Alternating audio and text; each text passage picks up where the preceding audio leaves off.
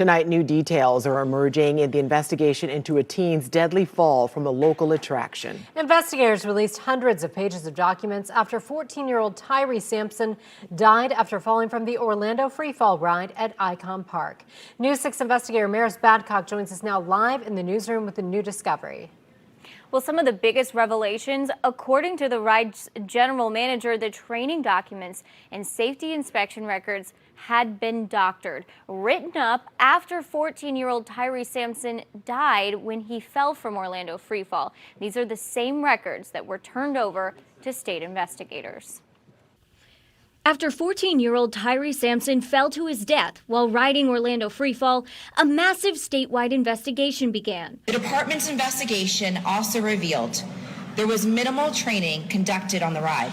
Early on into the investigation, reporters were provided these documents, which showed training certifications for 2 employees who were working the night of Tyre's death. News 6 isn't identifying the employees since no one has been criminally charged.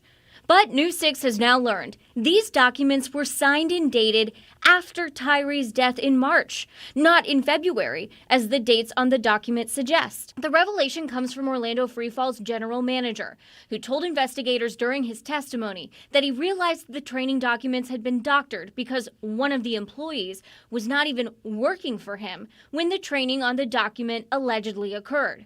While he wasn't sure who doctored the records, the fraud is in direct violation with state regulations which require proper record-keeping of employee training. Aside from these 2 doctored records, the GM testified all other training records are missing for his employees. I believe the training had been completed, but I do not know where the training records are or if they exist. Additionally, the general manager testifies that records showing daily inspections of the ride had also been doctored after Tyre's death. The giveaway? The general manager said the same employee signed off on daily ride inspections when he wasn't working. The general manager also identified 2 employees he believes were responsible for seat adjustments so that larger people could ride the 400-foot drop tower free fall ride despite safety restrictions inside the operation manual. Investigators found that Tyre Sampson was directed to sit in one of those adjusted seats the night he died.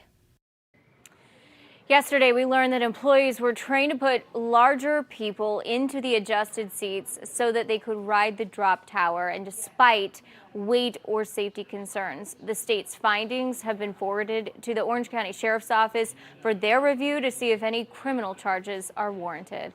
Live from the newsroom, I'm Maris Badcock, getting results, News 6. Maris, thank you.